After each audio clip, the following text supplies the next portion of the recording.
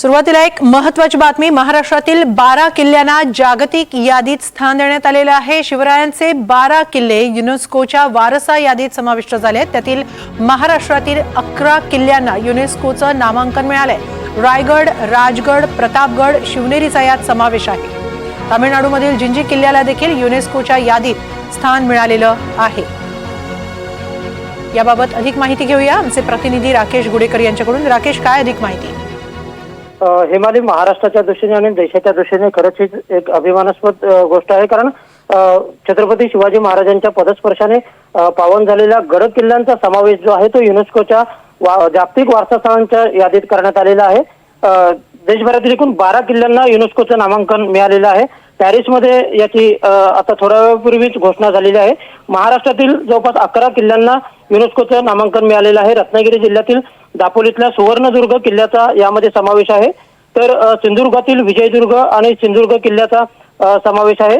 त्याचप्रमाणे महाराष्ट्रातील अन्य जे किल्ले आहेत त्यामध्ये शिवनेरी आहे, लोहगड आहे, रायगड आहे, पन्हाळा आहे, साल्हेर आहे, राजगड आहे, खांदेरी आहे, प्रतापगड या देखील महाराष्ट्रातील किल्ल्यांचा समावेश जो आहे तो युनेस्कोच्या जागतिक वारसा स्थळांच्या यादीत करण्यात आलेला आहे।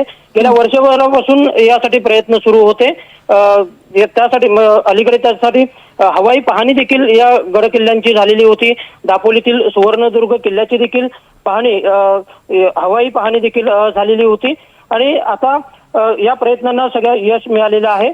यापूर्वी जर आपण पाहायला गेलं तर युनेस्कोच्या जागतिक वारसा स्थळांच्या यादीत देशभरातील म्हणजे आपल्या भारतातील जवळपास 43 स्थळांचा समावेश आहे आणि त्यामध्ये आता या गडकोट किल्ल्यांचा समावेश झाला आहे। त्यामुळे महाराष्ट्राच्या दृष्टीने ही खरं तर एक महत्त्वाची आणि अभिमानास्पद बातमी म्हणावी लागेल। हे मालिक, नक्कीच अभिमानास्पद बातमी आहे शिवप्रेमींसाठी आणि संपूर्ण महाराष्ट्रासाठी सुद्धा ही चांगली बातमी आहे। शिवरायांचे 12 किल्ले युनेस्कोच्या वारसा यादीत समाविष्ट करण्यात आलेले आहेत। महाराष्ट्रातल्या 11 किल्ल्यांना या यादीत स्थान देण्यात आलेलं आहे, तर तामिळनाडूतील जिंजी किल्ल्याला देखील या यादीमध्ये स्थान देण्यात आलेलं आहे। दरम्यान राकेश, याचा नेमका काय फायदा या किल्ल्यांना होऊ शकतो? निश्चितच आपण जर पाहायला गेलं तर महाराजांच्या जाज्वल्य इतिहासाची साक्ष देणारे हे किल्ले आहेत आणि त्यांचं जतन व्हावं। संपर्कात राहा, आपल्याबरोबर सांस्कृतिक मंत्री आशिष शेलार आहेत, आपण त्यांच्याकडून त्यांची प्रतिक्रिया जाणून घेऊया।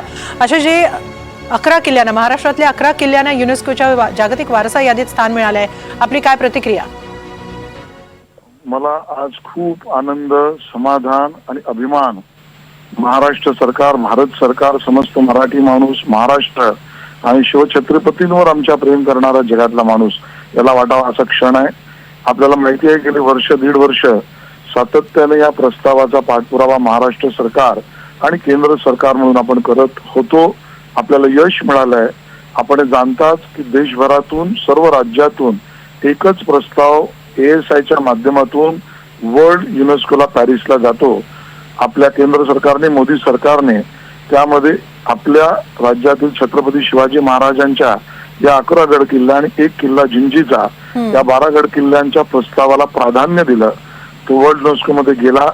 तज्ञ अभ्यासक त्याच्यावरच्या आपल्याला अभ्यासक्रम, कागदपत्र जमा करणारा व्यवस्थापन उभा केला।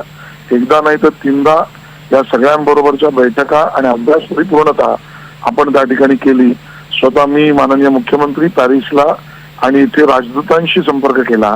शेवटच्या टप्प्यात केंद्रीय सांस्कृतिक मंत्री आणि पंतप्रधान कार्यालय यांनी सर्व राजदूतांशी सुद्धा आयकॉमॉस नावाच्या असलेल्या युनेस्को मधल्या ऍडवायझरी कमिटीच्या ओपिनियनला जर काही आपल्याला चुकून त्रास होऊ नये म्हणून तीही राजदूतांशी समर्थता आणि संपर्क केला।